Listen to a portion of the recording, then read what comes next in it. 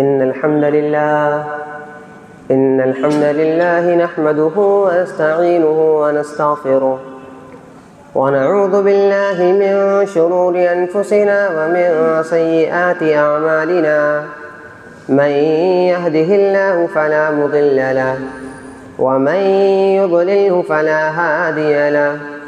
وأشهد أن لا إله إلا الله وحده لا شريك له وأشهد أن محمدا عبده ورسوله. فإن خير الحديث كتاب الله وخير الهدي هدي محمد صلى الله عليه وسلم وشر الأمور محدثاتها وكل محدثة بدعة وكل بدعة ضلالة وكل ضلالة في النار. أعوذ بالله السميع العليم من الشيطان الرجيم. بسم الله الرحمن الرحيم. يا أيها الذين آمنوا اتقوا الله حق تقاته ولا تموتن إلا وأنتم مسلمون. يا أيها الناس اتقوا ربكم الذي خلقكم من نفس واحدة وخلق منها زوجها وبث منهما رجالا كثيرا ونساء واتقوا الله الذي تساءلون به والأرحام إن الله كان عليكم رقيبا. يا أيها الذين آمنوا اتقوا الله وقولوا قولا سديدا يصلح لكم أعمالكم ويغفر لكم ذنوبكم ومن يطع الله ورسوله فقد فاز فوزا عظيما. فأعوذ بالله من الشيطان الرجيم. بسم الله الرحمن الرحيم. قاف والقرآن المجيد بل عجبوا أن جاءهم منذر منهم فقال الكافرون هذا شيء عجيب. أإذا متنا وكنا ترابا ذلك رجع بعيد. قد علمنا ما تنقص الأرض منهم وعندنا كتاب حفيظ. بل كذبوا بالحق لما جاءهم فهم في أمر مريج. أفلم ينظروا إلى السماء فوقهم كيف بنيناها وزيناها وما لها من فروج. والأرض مددناها وألقينا فيها رواسي وأنبتنا فيها من كل زوج بهيج تبصرة وذكرى لكل عبد منيب. ونزلنا من السماء ماء مباركا فأنبتنا به جنات وحب الحصيد والنخل باسقات لها طلع نضيد رزقا للعباد وأحيينا به بلدة ميتا كذلك الخروج. كذبت قبلهم قوم نوح وأصحاب الرس وثمود وعاد وفرعون وإخوان لوط وأصحاب الأيكة وقوم تبع كل كذب الرسل فحق بعيد. أفعينا بالخلق الأول بل هم في لبس من خلق جديد. وقال تعالى في موضع آخر أعوذ بالله من الشيطان الرجيم. بسم الله الرحمن الرحيم. لقد كان لكم في رسول الله أسوة حسنة لمن كان يرجو الله واليوم الآخر وذكر الله كثيرا. رب اشرح لي صدري ويسر لي أمري واحلل عقدة من لساني يفقهوا قولي. رب زدني علما. اللهم رب زدني علما. محترم سامعین کرام، بزرگوں، بھائیوں اور میرے عزیز ساتھیوں، تمام قسم کی تعریف، توصیف، کبریائی، بڑائی، پاکی اس اللہ وحدہ لا شریک کے لیے لائق اور زیبا ہے جس کے قبضہ و قدرت میں ہم اور آپ کی جان ہے۔ بعدہ درود اور سلام نازل ہو تمام انبیاء اور رسل پر، خصوصاً ہمارے اور آپ کے آخری نبی جناب محمد عربی صلی اللہ علیہ وسلم پر۔ اللہم صلی علیہ وبارک وسلم۔ محترم سامعین اکرام، ہمیں اور آپ کو اللہ رب العالمین کا بے انتہا شکر گزار ہونا چاہیے کہ اللہ رب العالمین نے ہمیں اور آپ کو نبی کریم صلی اللہ علیہ وسلم کا امتی بنایا، نبی کریم صلی اللہ علیہ وسلم کا امتی ہونے کا شرف بخشا۔ لیکن آج ہم اس بات پر فخر تو کرتے ہیں کہ ہم جناب محمد رسول اللہ صلی اللہ علیہ وسلم کے امتی ہیں، ہم مانتے ہیں کہ ہمارے نبی جناب محمد رسول اللہ صلی اللہ علیہ وسلم ہیں، لیکن ہم جانتے ہی نہیں نبی کریم صلی اللہ علیہ وسلم کیا تھے۔ آج ہم نبی کریم صلی اللہ علیہ وسلم کے لیے جان دے سکتے ہیں، لیکن جانتے ہی نہیں جان کس لیے دے رہے ہیں۔ سب سے پہلے نبی کریم صلی اللہ علیہ وسلم کو جاننا ہے، اس کے بعد جان دینا ہے۔ آج اگر آپ حالت حاضرہ کا جائزہ لیں تو آج آپ کو بہت ساری تعداد مل جائے گی۔ اگر آپ ان کی علم ناحیت سے غور کریں، ان سے پوچھیں کہ نبی کریم صلی اللہ علیہ وسلم کا اخلاق کیا تھا، نبی کریم صلی اللہ علیہ وسلم کا اٹھنا بیٹھنا کیا تھا، نبی کریم صلی اللہ علیہ وسلم کے کتنے بیٹے تھے، نبی کریم صلی اللہ علیہ وسلم کی کتنی بیٹیاں تھیں، وہ مسلمان شخص نہیں بتا پائے گا، لیکن وہ جان دینے کے لیے تیار رہتا ہے۔ تو آج میں اور آپ کو نبی کریم صلی اللہ علیہ وسلم کا اخلاق، نبی کریم صلی اللہ علیہ وسلم کا کردار، نبی کریم صلی اللہ علیہ وسلم ہم کو کیا دے کر کے گیا، کیا سکھا کر کے گیا، ہم آج آپ کے سامنے وہ بنانے کے لیے آئے۔ آج امت مسلمہ نے اسے بھلا دیا، تبھی آج ہمارے گھروں میں بیماریاں پھیلی ہوئی ہیں، ہمارے گھروں میں تعلقات خراب ہو رہے ہیں، باپ بیٹے سے دشمنی پر آ چکا ہے، بیٹا باپ کی عزت نہیں کرتا ہے، بیوی شوہر اور بیوی کے درمیان اچھے تعلقات نہیں ہیں۔ کیوں؟ کیونکہ آج ہم نے نبی کا طریقہ بھلا دیا۔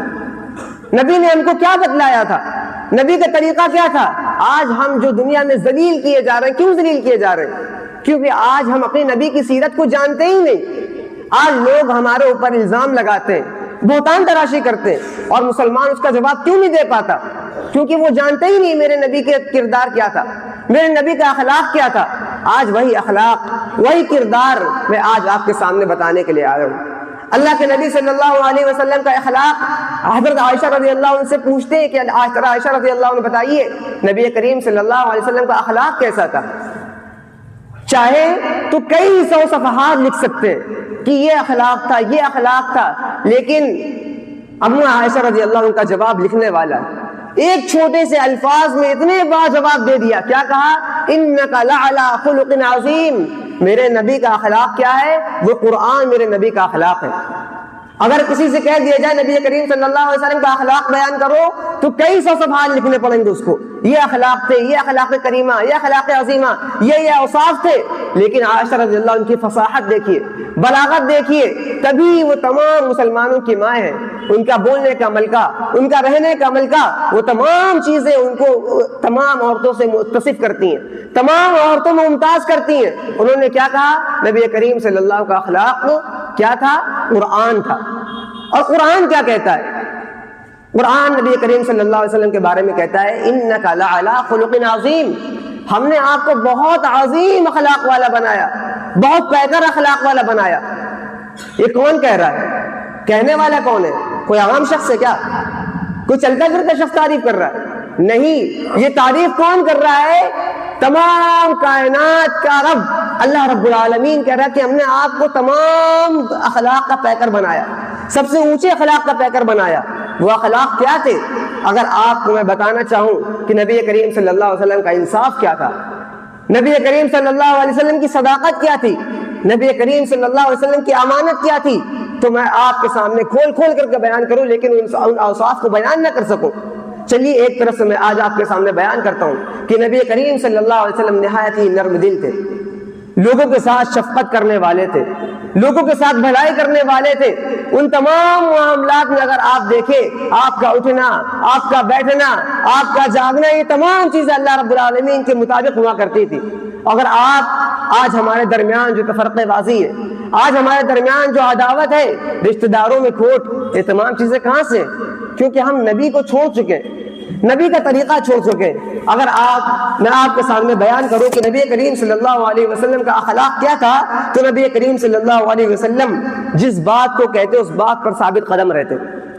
آج ہمارا اور آپ کا پیغام کیا ہے؟ آج ہمارے دل میں کچھ ہوتا ہے لیکن زبان پر کچھ ہوتا ہے. تبھی دل سے دل نہیں ملتے, زبان سے زبان ملتی ہے. انسان دل میں کچھ رکھتا ہے, سامنے سے آ کر کے ملاقات کرتا ہے, سلام کرتا ہے, سامنے سے اچھائی کی دعوت دیتا ہے. وہ آپ کو بتانا چاہتا ہے کہ ہم آپ کے بڑے رحم دل ہیں, ہم آپ کے بڑے عزیز ہیں, لیکن دل میں اتنا زیادہ حسد ہوتا ہے. لیکن میرے نبی کا پیغام کیا ہے؟ میرے نبی کیسے تھے؟ میرے نبی کریم صلی اللہ علیہ وسلم جو بات کہتے اس سے زیادہ کرتے تھے. دل سے بھی محبت تھی اور زبان سے بھی محبت کا دعویٰ تھا. اور یہ کام کس کا ہے؟ اللہ رب العالمین نے ایسے لوگوں کو منع کیا, یا ایھا الذین آمنوا لم تقولون ما لا تفعلون. آپ ایسی بات مت کہو, اے ایمان والو ایسی بات مت کہو جس کو تم کرتے نہ ہو. اور یہ بنی اسرائیل کا شیوا تھا, یہ یہودیوں کا شیوا تھا. وہ ایسی باتیں دوسروں کو بھلائی کی دعوت دیا کرتے تھے, دوسروں کو اچھائی کی دعوت دیا کرتے تھے, لیکن اگر آپ ان کی زندگی کا خود جائزہ لیں تو وہ اپنی انہی برائیوں میں ملوث رہتے تھے جو دوسروں کو دعوت دیا کرتے تھے. اللہ رب العالمین نے قرآن مجید میں فرمایا, تأمرون الناس بالبر وتنسون انفسکم وانتم تتلون الکتاب. کیا تم ان لوگوں کو بھلائی کی دعوت دیتے ہو؟ یہ لوگ کیا کرتے ہیں؟ ان لوگوں کو بھلائی کی دعوت دیتے ہیں, اچھی بات بتلاتے ہیں, لوگوں کو امر بالمعروف کرتے ہیں. وتنسون انفسکم, لیکن اپنی نفس کو بھول جاتے ہیں, اپنے آپ کو بھول جاتے ہیں کہ مجھ کو بھی وہی کام کرنے جو میں لوگوں کو بتا رہا ہوں. آج ہمارا اور آپ کا معاملہ کیا ہے؟ دل میں کینہ کپٹ ہے, دل نہیں ملتے, زبان ملتی ہے. اور یہ کام کس کا تھا؟ منافقوں کا کام تھا. اصل میں یہ جو تمام سمٹنس ہے, یہ تمام اوصاف ہے, یہ منافقوں کے اوصاف ہے. یہ تمام معاملات منافق کیا کرتے تھے؟ نبی کریم صلی اللہ علیہ وسلم کے پاس آتے تھے اور وہاں پر نبی کریم صلی اللہ علیہ وسلم کی تعریف کیا کرتے تھے. نبی کریم صلی اللہ علیہ وسلم کے سامنے یہ ظاہر کرتے تھے کہ ہم آپ کے ہیں, ہم آپ کے ہمراہ ہیں, ہم آپ کے ساتھ دینے والے ہیں, لیکن دل میں کچھ اور ہوا کرتا تھا. آج ہمارا آپ اپنا جائزہ لیں تو منافقوں کے 3 اوصاف ہیں جو قرآن نے بیان کیے.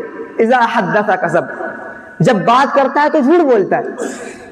اگر آج اپنا جائزہ لیں تو بہت بڑی تعداد مل جائے گی, یہی تعداد ملے گی. یہ کس کا اوصاف ہے؟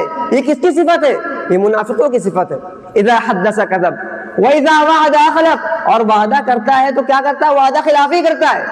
کاروبار کر رہے ہیں, بڑے سے بڑا کاروبار ہے, آج تو یہ رویہ بن گیا ہے. آج انسان کھلا کہتا ہے بھائی اگر جھوٹ نہیں بولو گے تو کاروبار نہیں کر پاؤ گے. لیکن میرے نبی کریم صلی اللہ علیہ وسلم نے دعوت دی ہر پیمانے پہ کہ ہر بات میں سیدھی اور سچی بات کہو. وعدہ کرو تو وعدہ خلافی مت کرو. اگر آپ نے کسی کو زبان دے دی, کسی کو کوئی بات کہہ دی کہ میں کام کروں گا تو اس کو پورا کریے, اور اگر آپ یہ نہیں کرتے تو یہ منافقوں کی صفت ہے. وَإِذَا عَوَدَ أَخْلَفَ وَإِذَا أُوتُمِنَ خَانَ, اور اگر کوئی امانت رکھا ہے آپ کے پاس تو وہ امانت میں خیانت کرتے ہیں.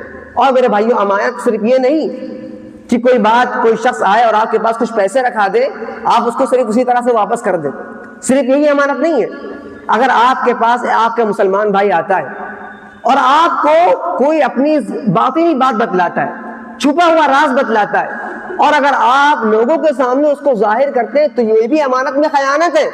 وہ آپ کا مسلمان بھائی آپ کی ہمدردی کے طور پر آیا, اپنے درد کو بانٹنے کے لیے آیا, لیکن آپ نے کیا کرا؟ اس کے تمام عیوب کو لوگوں کے سامنے اچھالا. یہ بھی امانت میں خیانت ہے. یہ تمام چیزیں آج ہمارے اندر موجود ہے, یہ تمام چیزیں آج ہم کر رہے ہیں, تبھی آج ہمارے تمام معاملات خراب ہوتے چلے جا رہے ہیں. آج لوگوں کے سامنے ہم بدنام ہوتے چلے جا رہے ہیں. یہ تمام معاملات ہمارے اندر موجود ہے. اور اگر آپ جائزہ لیں, نبی کریم صلی اللہ علیہ وسلم جو بات کہتے تھے وہ کرتے بھی تھے. نبی کریم صلی اللہ علیہ وسلم کبھی مسلمانوں کو پیچھے نہیں چھوڑتے. آج اگر آپ جائزہ لیں, تمام امت لوگ کیا کر رہے ہیں, تمام لیڈران کیا کرتے ہیں؟ کبھی جنگ ہوتی ہے تو لوگوں کو آگے بھیجتے, اپنے تمام قریبی کو باہر بھیج دیتے. لیکن میرے نبی کا پیغام کیا تھا؟ کبھی جنگ ہوتی تو پہلے اپنے آپ کو آگے کرتے, لوگوں کے ساتھ کھڑے ہوتے اور کہتے تھے کہ میں اللہ رب العالمین کا سچا رسول ہوں, میں عبد المطلب کا بیٹا ہوں, میں تمہارے ساتھ لڑوں گا, میں پیچھے نہیں رہوں گا, جان دینے کی بات ہے جان دوں گا, مال دینے کی بات ہے مال دوں گا. یہ تمام معاملات نبی کریم صلی اللہ علیہ وسلم کے تھے. اور اگر آپ جائزہ لیں تو یہ تمام معاملات ہمارے اندر سے دور ہوتے چلے آ رہے ہیں. تو سب سے پہلی ضرورت یہ ہے کہ ہمیں اور آپ کو اپنے دل کو صاف کرنا ہوگا. زبان صاف ہے الحمدللہ, لیکن دل صاف نہیں ہے. جو بھی آپس میں دل میں کینہ کپٹ ہے اس کو دور کیا جائے, اللہ رب العالمین کے لیے ایک پلیٹ فارم پر جمع ہوا جائے, اور پھر اسلام کی شاہراہ پر چلا جائے. پھر اللہ رب العالمین کامیابی دے گا, کامرانی دے گا, اللہ رب العالمین آپ کے پاؤں کو جمائے گا. یہ تمام معاملات ہمارے کو کرنا چاہیے. اسی طرح سے دوسری چیز کیا ہے کہ صادق تھے ہمارے نبی کریم صلی اللہ علیہ وسلم. جو بھی بات کہتے سچی بات کہتے, کبھی جھوٹ نہیں بولتے. تبھی ان کا لقب کیا تھا؟ صادق, سچے, امانت دار, امین ہوا کرتے تھے. اور یہی امانت, یہی صداقت نبی کریم صلی اللہ علیہ وسلم کو ایمان کے معاملے میں تقویت دیتی. جب نبی کریم صلی اللہ علیہ وسلم کوئی صفا پر چڑھے, کوئی صفا پر چڑھنے کے بعد کیا کہا کہ اے لوگوں, اگر میں یہ کہوں اس پہاڑی کے پیچھے ایک لشکر ہے جو تم پر حملہ کرنے والا ہے, تم کو برباد کرنے والا ہے, تو کیا تم میری بات کو مانو گے؟ تو تمام لوگوں نے کہا جی ہم آپ کی بات کو مانیں گے.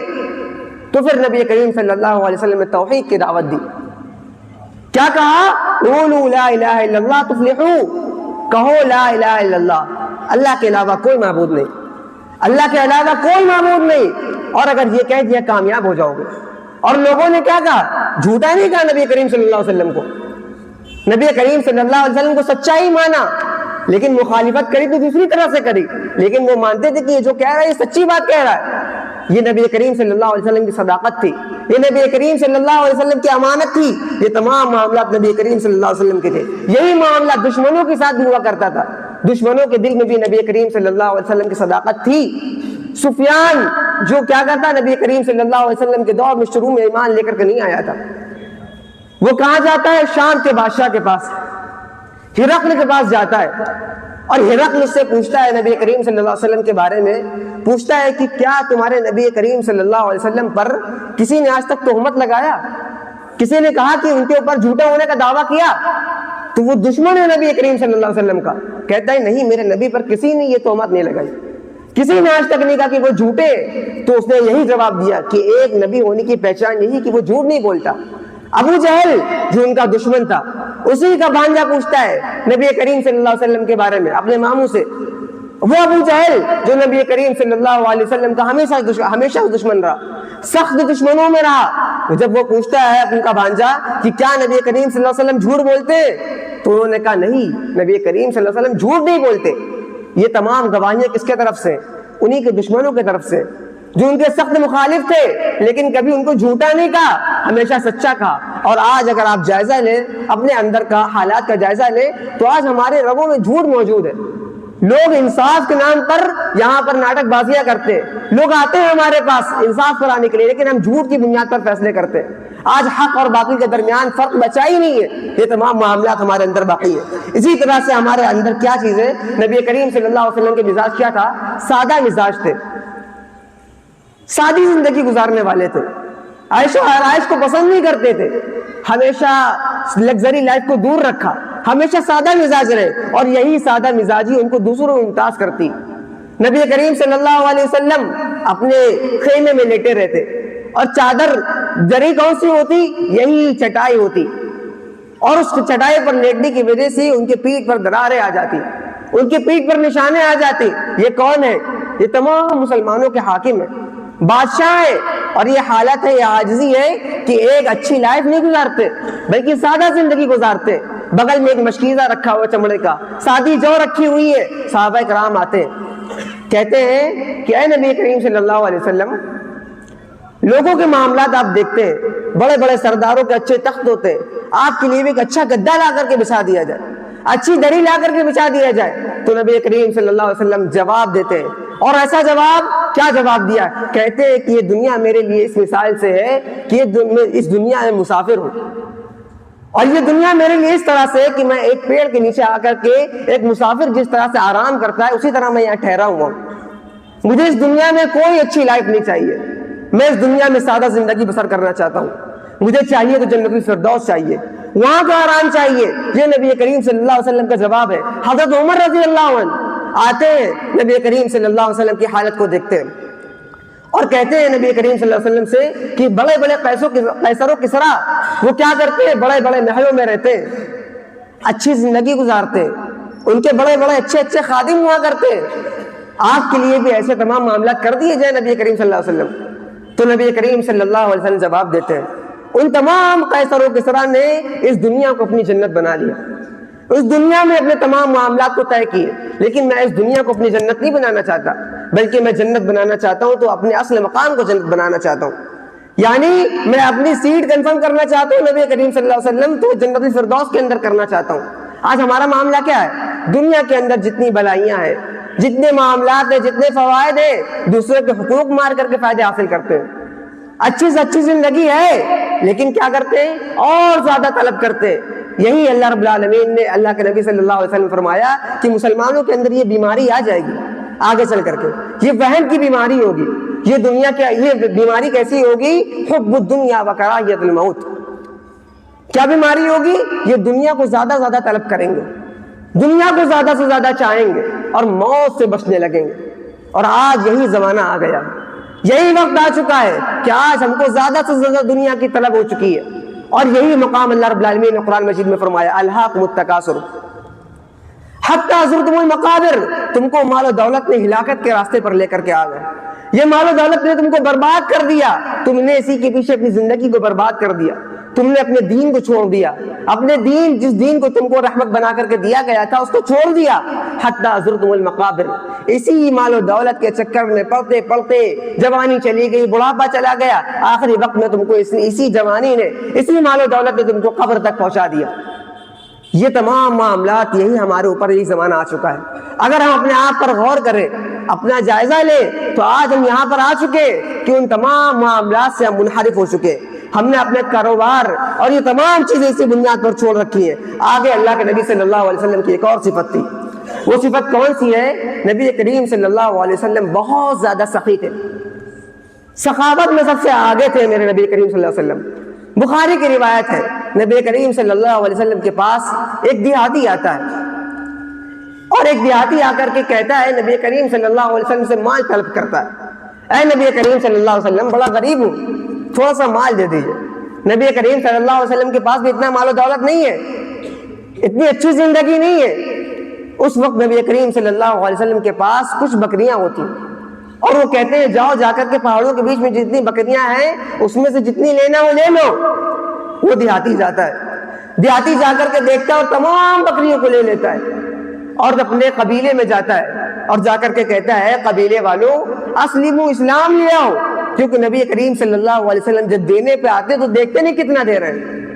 یہ نبی کریم صلی اللہ علیہ وسلم کی سخاوت تھی، اور یہی طریقہ ان صحابہ کرام رضی اللہ علیہ اجمعین کا بھی تھا۔ وہ بھی کیا کرتے تھے؟ سخاوت میں اپنے آپ کو آگے سے آگے کیا کرتے تھے؟ کمپٹیشن کرتے تھے نیکی کے کام میں۔ آج ہم اور آپ برائی کے کام میں کمپٹیشن کرتے ہیں کہ فلاں شخص نے اتنا پیسہ ہڑپ لیا، چلو ہم بھی اتنا بڑا کام کرتے ہیں، ہم بھی اتنے حرام کام میں آگے جاتے ہیں۔ لیکن انسان سخاوت کی بنیاد پر اگر آپ دیکھیں تو کیا کرتا ہے؟ اگر اس سے کہا جائے خرچ کرنے کو تو اس سے خرچ نہیں ہوتا، وہ اپنے مال کو جمع کر کر کے رکھتا ہے۔ لیکن صحابہ کرام کا معاملہ کیا تھا؟ یہ جنگ تبوک کا معاملہ ہے۔ نبی کریم صلی اللہ علیہ وسلم کھڑے ہوتے ہیں، پکارتے ہیں، کون ہے جو آج اللہ رب العالمین کی راہ میں خرچ کرے؟ پیسوں کا معاملہ ہے۔ اور میں بتا دوں، نبی کریم صلی اللہ علیہ وسلم کے وقت میں حضرت ابو بکر صدیق اور حضرت عمر بن خطاب رضی اللہ عنہ میں کمپٹیشن ہوا کرتا تھا کہ کون نیکی کے معاملے میں آگے چلا جائے۔ ہر بار ابو بکر صدیق رضی اللہ عنہ آگے نکل جاتے، چاہے وہ ہاتھ کا معاملہ ہو، چاہے وہ نبی کریم صلی اللہ علیہ وسلم کے ساتھ کا معاملہ ہو۔ لیکن اس وقت کیا کہتے ہیں عمر بن خطاب کہ آج مال کا معاملہ ہے، آج پیسوں کا معاملہ ہے، میرے پاس پیسہ زیادہ ہے، آج میں ابو بکر رضی اللہ عنہ کو پیچھے کر دوں گا۔ اور عمر بن خطاب رضی اللہ عنہ گھر جاتے ہیں، اپنے جا کر کے اپنا سارا مال نکالتے ہیں اور اس مال کا 2 حصہ کر دیتے ہیں۔ ایک حصہ اپنے گھر والوں کے لیے چھوڑ دیتے ہیں، دوسرا حصہ لے کر کے نبی کریم صلی اللہ علیہ وسلم کی بارگاہ میں حاضر ہو جاتے ہیں۔ نبی کریم صلی اللہ علیہ وسلم کے پاس ابو بکر صدیق بھی جاتے ہیں۔ نبی کریم صلی اللہ علیہ وسلم پوچھتے ہیں، اے عمر کیا لے کر کے آئے؟ دیکھیے یہاں پر کیا جذبات ہے۔ کہتے ہیں، اے نبی کریم صلی اللہ علیہ وسلم، اے میرے نبی، میں گھر گیا اور اپنے مال کے 2 حصے کر لیے۔ یہ بھی بہت بڑی بات ہے۔ آج انسان سے اس کا مال 1 روپیہ بڑی مشکل سے نکلتا ہے، سوچ سوچ کر کے خرچ کرتا ہے۔ لیکن اس وقت صحابہ کرام کا معاملہ کیا تھا؟ وہ کہتے گیا میں اور اپنے مال کے 2 حصے کر لیے، ایک حصہ اپنے گھر والوں کی کفالت کے لیے چھوڑ دیا، اس سے کھائے پیے، اور آدھا حصہ آپ کے لیے لے کر کے آ گیا ہوں۔ نبی کریم صلی اللہ علیہ وسلم سے رکھ لیتے ہیں۔ پھر پوچھتے ہیں ابو بکر صدیق سے، اے ابو بکر تم کیا لے کر کے آئے ہو؟ کہے، اے نبی کریم صلی اللہ علیہ وسلم، گھر گیا، جتنا مال تھا سب لے کر کے آ گیا، صرف گھر میں تیرا نام، تیرے رب کا نام اور تیرے نبی کو چھوڑ کر کے آیا ہوں، صرف یہ چھوڑ کر کے آیا ہوں، سب کچھ لے کر کے آ گیا ہوں۔ اس دن عمر بن خطاب نے کہا، میں کبھی ابو بکر صدیق کو پیچھے نہیں کر سکتا۔ یہ معاملہ تھا وہ سخاوت چاہے جان کا معاملہ ہو, چاہے مال کا معاملہ ہو, ہر چیز اللہ رب العالمین کی راہ میں خرچ کیا. یہ تمام ہمارے لیے آئیڈیل ہے, نمونہ ہے. آج ہم نے کیا کرا ہوا ہے, لوگوں کا آئیڈیل بنا ہوا ہے. بڑے بڑے ایکٹروں کو ہم نے اپنا آئیڈیل بنا لیا ہے کہ ان کی کاپی کرتے ہیں, ان کے طرح کپڑے پہنتے ہیں, ان کے رولز کو فالو کرتے ہیں. لیکن ہمیں اور آپ کو کس کو فالو کرنا چاہیے؟ ان صحابہ اکرام کو, جن کی گارنٹی کس نے دی ہے؟ اللہ رب العالمین نے. فَإِنْ آمَنُوا بِمِثْلِ مَا آمَنْتُمْ بِهِ فَقَدِ اهْتَدَوْا, تم اس طرح ایمان لائے جس طرح صحابہ اکرام ایمان لائے, فقد اہتدوا, کامیاب ہو جاؤ گے. صحابہ اکرام کی طرح ایمان لاؤ, نبی کے طرز عمل پر چلو. یہ تمام معاملات صحابہ اکرام کے تھے, اور یہی مقام تھا. یہ جب عثمان بن عفان رضی اللہ عنہ کھڑے ہوتے, عثمان غنی رضی اللہ عنہ, نبی کریم صلی اللہ علیہ وسلم پکارتے, کون ہے جو آج اللہ رب العالمین کے راہ میں خرچ کرے اور میں اسے جنت کی گارنٹی دے دوں؟ پیسہ ہے, مال و دولت ہے, عثمان غنی ہے, نبی کریم صلی اللہ علیہ وسلم کی 2 بیٹیوں کے شوہر ہیں, یہ شرف ان کو حاصل ہے. وہ کھڑے ہوتے ہیں, کہتے ہیں میں اللہ کے نبی صلی اللہ علیہ وسلم 100 اونٹ دیے, ایک بار میں 100 اونٹ. اس وقت اونٹ کی قیمت بہت زیادہ ہوا کرتی تھی, اونٹ اس وقت سونے کے مانند ہوا کرتے تھے. پھر نبی کریم صلی اللہ علیہ وسلم بیٹھتے ہیں, پھر کھڑے ہوتے ہیں, اے اللہ کے نبی صلی اللہ علیہ وسلم پکارتے ہیں کہ کون ہے جو آج اللہ رب العالمین کی راہ میں خرچ کرے اور مجھے جنت کی گارنٹی دے دے. پھر کھڑے ہوتے ہیں وہی عثمان بن عفان, پھر اللہ کے نبی کے سامنے کہتے ہیں, اے اللہ کے نبی 100 اونٹ اور دیے, 100 اونٹ پھر دے دیے. پھر بیٹھتے ہیں, پھر کھڑے ہوتے ہیں, پھر پکارتے ہیں, پھر کہتے ہیں اللہ کے نبی 100 اونٹ اور دیے. اسی طرح سے 300 اونٹ قربان کر دیے. کس لیے؟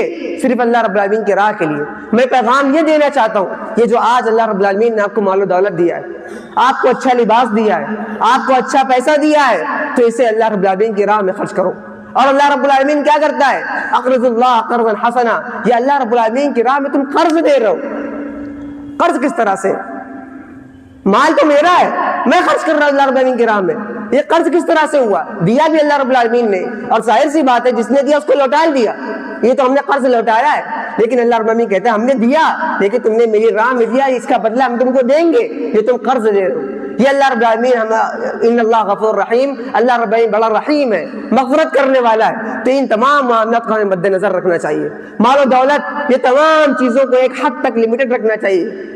کہیں اس کی وجہ سے ہماری دنیا تو برباد نہیں ہو رہی, ہماری آخرت تو برباد نہیں ہو رہی, ہم اللہ رب العالمین سے دور تو نہیں ہو رہے. یہ تمام معاملات ہونے چاہیے. اسی طرح سے ہمارے نبی کے اندر اور بھی معاملات تھے. وہ کیا تھے؟ نبی کریم صلی اللہ علیہ وسلم انصاف پرست تھے, انصاف پرست تھے. آج ہمارے اندر سے انصاف کہاں گیا؟ آج ہمارا انصاف کہاں ٹھہرا ہوا ہے؟ آج مسلمانوں کی حالت یہ ہے کہ نبی کریم صلی اللہ علیہ وسلم ہم کو اتنی اچھی شریعت دے کر کے گئے, ایک ایک چیز, ایک ایک قانون سکھا کر کے گئے ہم کو, لیکن آج مسلمان اتنا اندھا ہو چکا ہے کہ وہ قانون اپنا انصاف حاصل کرنے کے لیے لوگوں کے سامنے جاتا ہے, مسجد میں نہیں آتا ہے, کورٹ کچہری کیا کرتا ہے, جہاں پر کیا ہوتا ہے انصاف ہوتا ہی نہیں ہے. لوگوں کو دیکھ کر کے فیصلے کیے جاتے ہیں, لوگوں کے معاملات, لوگوں کے پیسے, لوگوں کے رتبے دیکھ کر کے فیصلے کیے جاتے ہیں. اور آج مسلمان وہیں جا کر کے اپنے فیصلے کراتا ہے. آج مسلمان کی حالت یہ ہے کہ مسجد میں نہیں آتا, مسجد میں آ کر کے اپنے معاملات کو حل نہیں کرتا. لیکن نبی کریم صلی اللہ علیہ وسلم کا انصاف یہ تھا, نبی کریم صلی اللہ علیہ وسلم جنگ احد کے اندر کھڑے ہوتے. یہ وہی ہے جو تمام انبیاءوں کے سردار ہیں, تمام نبیوں کے سردار ہیں. نبی کریم صلی اللہ علیہ وسلم صفوں کو درست کرواتے ہیں, جنگ کے اندر سب کو درست کروا رہے ہیں, سب کو برابر کر رہے ہیں. ایک صحابی ہیں, ان کے نبی کریم صلی اللہ علیہ وسلم ہلکا سا نیزہ چبو دیتے اور کہتے ہیں کہ صف کو سیدھی کر لو. وہ صحابی کیا کہتے ہیں نبی کریم صلی اللہ علیہ وسلم سے؟ مجھے اس کا بدلہ چاہیے, عاقبنی, مجھے اس کا بدلہ چاہیے, آپ نے مجھے ظلم کیا. جب نبی کریم صلی اللہ علیہ وسلم کا انصاف دیکھیے, کیا انصاف ہے, فوراً اپنے کرتے کو, اپنے دامن کو اٹھا دیتے اور اپنے نیزے سے اشارہ کرتے, یہ لے اور مجھ سے میرا بدلہ لے لے. کون ہے یہ؟ نبی کریم صلی اللہ علیہ وسلم رحمت للعالمین ہے. نبی کریم صلی اللہ علیہ وسلم کے وہ صحابی بوسہ لیتے اور کہتے ہیں, اے اللہ کا نبی صلی اللہ علیہ وسلم, یہ میرا آخری وقت ہے, جنگ کے دہانے پر کھڑا ہوا ہوں, کیا پتہ واپس لوٹ کر کے جاؤں بھی نہ جاؤں, میں تو صرف آپ کے بوسہ لینا چاہتا تھا, آپ کے گلے لگنا چاہتا تھا. لیکن نبی کریم صلی اللہ علیہ وسلم نے یہ نہیں کہا کہ میں بڑا عظیم ہوں, میں بڑا عہدے والا ہوں. انہوں نے فوراً اپنے کرتے کو اٹھایا اور اپنے انصاف کے دامن کو جھکا دیا. یہ میرے نبی کریم صلی اللہ علیہ وسلم کا انصاف تھا. یہ نبی کریم صلی اللہ علیہ وسلم سے چاہتے, یہی ہم کو پیغام دے کر کے گئے. اور نبی کریم صلی اللہ علیہ وسلم ہمیشہ تمام معاملات میں آگے آگے رہتے, ہمیشہ تمام معاملات میں, چاہے وہ جنگی معاملہ ہو, مالی معاملہ ہو, رشتہ داری معاملہ ہو, ہر چیز میں ایک پیغام دیا. جنگ احد کا معاملہ ہے, نبی کریم صلی اللہ علیہ وسلم پر ہر طرف سے ظلم و ستم ہو رہے ہیں، جنگ احد میں جنگ ہو رہی ہے، مسلمانوں پر دباؤ بنایا جا رہا ہے، مسلمان دب رہے ہیں، نبی کریم صلی اللہ علیہ وسلم اپنے صحابہ کرام کے ساتھ کھڑے رہتے ہیں، اور کوئی ہوتا بھاگ جاتا، اتنے بڑے پوسٹ پر ہے، لیکن نبی کریم صلی اللہ علیہ وسلم کھڑے ہوئے، ایک پہاڑی کے نیچے کھڑے ہوئے، طلحہ بن عبید اللہ آتے کھڑے ہوتے، عبداللہ ابن قمع جو منافقوں کا سردار تھا وہ دیکھتا ہے نبی کریم صلی اللہ علیہ وسلم کو کہ یہ اکیلے کھڑے ہوئے، کوئی نہیں ان کو بچانے والا، جا کر کے کھڑے ہوتے، بلاتا ہے فوراً سب کو کہ آؤ نبی کریم صلی اللہ علیہ وسلم اکیلے، نبی کریم صلی اللہ علیہ وسلم پر حملہ کرو، وہ فوراً آتے ہیں، سب لوگ حملہ کرنے کے لیے آتے ہیں، تمام لوگ طلحہ بن عبید اللہ جمع کرتے ہیں سب کو کہ آؤ نبی کریم صلی اللہ علیہ وسلم اکیلے، جمع کر کے روکتے ہیں، لیکن وہاں پر جتنے صحابہ کرام ہوتے ہیں قتل کر دیے جاتے ہیں، پھر طلحہ بن عبید اللہ پکارتے نبی کریم صلی اللہ علیہ وسلم کو آؤ بچاؤ، یہ تمام معاملات صحابہ کرام کرتے، وہیں پر طلحہ بن عبید اللہ، سعد بن وقاص، مصعب بن عمیر، ابو بکر صدیق، عمر بن خطاب، علی بن طالب، یہ تمام صحابی آ کر کے نبی کریم صلی اللہ علیہ وسلم کو گھیر لیتے، اور ہر طرف سے تیر آتی ہے، بوچھار آتی ہے، نبی کریم صلی اللہ علیہ وسلم کہتے ہیں آج کے دن جو مجھ کو بچا لے میں اسے جنت کا سرٹیفکیٹ دے دوں، میں اسے جنت کی بشارت دے دوں، میری حفاظت کرو۔ تمام صحابہ اپنے آپ کو ڈھال بناتے ہوئے نبی کریم صلی اللہ علیہ وسلم کو گھیر لیتے، نبی کریم صلی اللہ علیہ وسلم کو بچاتے، اسی میں سے ایک صحابی ہوتے زیاد بن سکن رضی اللہ عنہ، ان کی پیٹھ پر 70 سے زیادہ زخم ہوتے ہیں، اسی پیٹھ پر برداشت سے باہر ہو جاتا ہے، نبی کریم صلی اللہ علیہ وسلم کے اوپر گر جاتے ہیں، پھر نبی کریم صلی اللہ علیہ وسلم کہتے ہیں مجھے بچاؤ، آج کے دن جو مجھ کو بچا لے میں اسے جنت کا سرٹیفکیٹ دے دوں۔ یہ صحابہ کرام تھے جنہوں نے ہر چیز میں نبی کریم صلی اللہ علیہ وسلم کا ساتھ دیا، ہمیشہ ساتھ دیا، پھر صحابہ کرام ان کو گھیر لیا، نبی کریم صلی اللہ علیہ وسلم کہتے جاتے ارمی یا سعد، سعد تیر چلاؤ، سعد تیر چلاؤ، سعد تیر چلاؤ، سعد تیر چلاتے جاتے، لیکن نبی کریم صلی اللہ علیہ وسلم کا دامن نہ چھوڑتے۔ یہ ساتھ دینے والا معاملہ ہے، آج ہم اور آپ کو یہی ساتھ دینا چاہیے، ایک مسلمان کا مسلمان بھائی کے ساتھ یہی معاملات ہونے چاہیے، یہی انصاف ہونا چاہیے، ایک مسلمان بھائی کا ہمدرد ہونا چاہیے، ایک دوسرے کے بارے میں بھلائی کے بارے میں سوچنا چاہیے، لیکن آج مسلمان کا دشمن، آج ہم اور آپ کمزور کیوں ہیں؟ کیونکہ ہم اپنے آپ کو رسوا کرتے ہیں، اپنے مسلمان بھائی کی کمی نکالتے ہیں، اپنے مسلمان بھائی کو ہی دباتے ہیں، آج کمزور اسی وجہ سے۔ اور ان صحابہ کرام مضبوط کیوں تھے؟ رحماء بینہم، ان کی صفت یہ تھی وہ آپس میں رحم دل تھے، دشمنوں پر سخت تھے، لیکن آج ہمارا معاملہ اس کے بالکل اپوزٹ ہے، آج ہم اور آپ دشمنوں پر بڑے نرم دل ہیں۔ اگر آج ہم دیکھ لیں کہ میرے مسلمان بھائی کا یہ دشمن ہے اور اس سے میری دوستی ہے تو وہ اس کا جا کر کے ساتھ دیتا ہے، آج حقیقت یہ ہے، تو ہمیں اور آپ کو اگر مضبوطی چاہیے، اپنے آپ کو اسٹیبل کرنا چاہتے ہیں، اپنے آپ کو ایک پلیٹ فارم پر جمع کرنا چاہتے ہیں، تو ہمیں اور آپ کو یہی انصاف لانا چاہیے، یہی عدل کا پیمانہ لانا چاہیے۔ اگر یہ تمام معاملات ہمارے اندر آتے ہیں تو اللہ رب العالمین ہمارے قدموں کو جمائے گا، ہمیں اللہ رب العالمین مدد سے نوازے گا، یہ تمام معاملات ہوتے ہیں۔ اور نبی کریم صلی اللہ علیہ وسلم کا انصاف یہ فتح مکہ کے موقع پر نبی کریم صلی اللہ علیہ وسلم کے سامنے جب تمام انہی کے دشمن جمع کیے جاتے ہیں، تمام انہی کے دشمن جمع کیے جاتے ہیں، سامنے قیدی بنا کر کے لے کر کے آتے ہیں، نبی کریم صلی اللہ علیہ وسلم کیا کرتے ہیں؟ لا تثریب علیکم اليوم، آج کسی کی کوئی پکڑ نہیں ہے، آج میں نے تم کو معاف کر دیا، انتم الطلقاء، جاؤ تم کو معاف کر دیا۔ یہ وہی لوگ ہیں جو نبی کریم صلی اللہ علیہ وسلم پر ظلم و ستم کرتے تھے، نبی کریم صلی اللہ علیہ وسلم کو شبہات میں دباتے تھے، نبی کریم صلی اللہ علیہ وسلم پر ظلم و ستم کرتے تھے۔ کیوں کرتے تھے؟ یہی وجہ تھی کہ نبی کریم صلی اللہ علیہ وسلم توحید کی دعوت دیتے، نبی کریم صلی اللہ علیہ وسلم نیکی کی طرف بلاتے، اور نبی کریم صلی اللہ علیہ وسلم نے صبر کا پیغام دیا، یہ بتایا کہ صبر ہر حالت میں کرنا چاہیے۔ صبر کی 3 قسمیں، صبر اگر انسان کرنا چاہے تو صبر کی 3 قسمیں، نمبر 1 تکلیف پر صبر کرنا، نمبر 2 نیکی کے کام میں صبر کرنا، نمبر 3 گناہوں پر صبر کرنا۔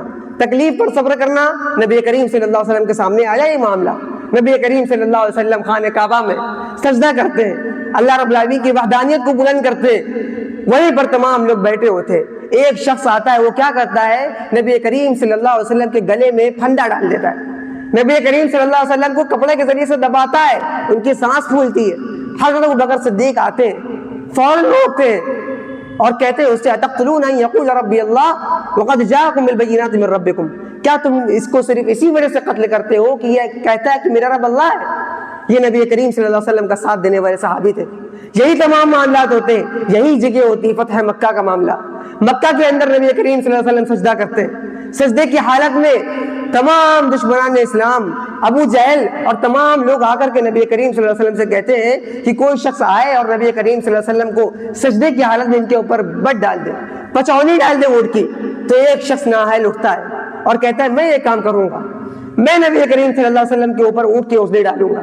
وہ شخص جاتا ہے اور اونٹ کی اجلی لے کر کے آتا ہے اور نبی کریم صلی اللہ علیہ وسلم کے اوپر سجدے کی حالت میں دبا دیتا ہے ان کو، ان کی سانس نہیں آتی ہے۔ انہی کی بیٹی لخت جگر فاطمہ بنت محمد آتی ہیں، فاطمہ بنت محمد آ کر کے روکتی ہیں، کہتی ہیں نبی کریم صلی اللہ علیہ وسلم سے کیا ہے ابا جان، یہی لوگ ہیں جنہوں نے آپ کے اوپر ظلم کیا، لیکن میرے نبی نے صبر کا دامن پھیلایا، ان کے اوپر بد دعائیں نہیں کری، ان کے اوپر بد دعائیں نہیں کری، ان کے اوپر الزامات نہیں لگائے، میرے نبی کریم صلی اللہ علیہ وسلم نے اللہ رب العالمین سے اس کا بدلہ مانگا۔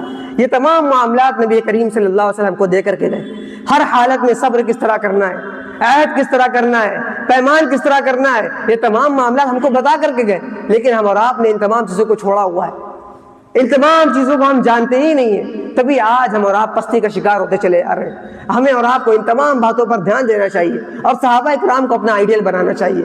صحابہ کرام نے جس طرح نبی کی سنت پر عمل کیا، صحابہ کرام نے جس طرح نبی کو مانا، ہمیں اس طرح نبی کو ماننا چاہیے، تبھی اللہ رب العالمین ہماری کامیابی اور کامرانی کا راستہ بنائے گا۔ اللہ رب العالمین سے دعا ہے اللہ رب العالمین ہم اور آپ کو دین اسلام پر سمجھ کر عمل کرنے بنائے، آمین۔ وآخر دعوانا الحمد للہ رب العالمین۔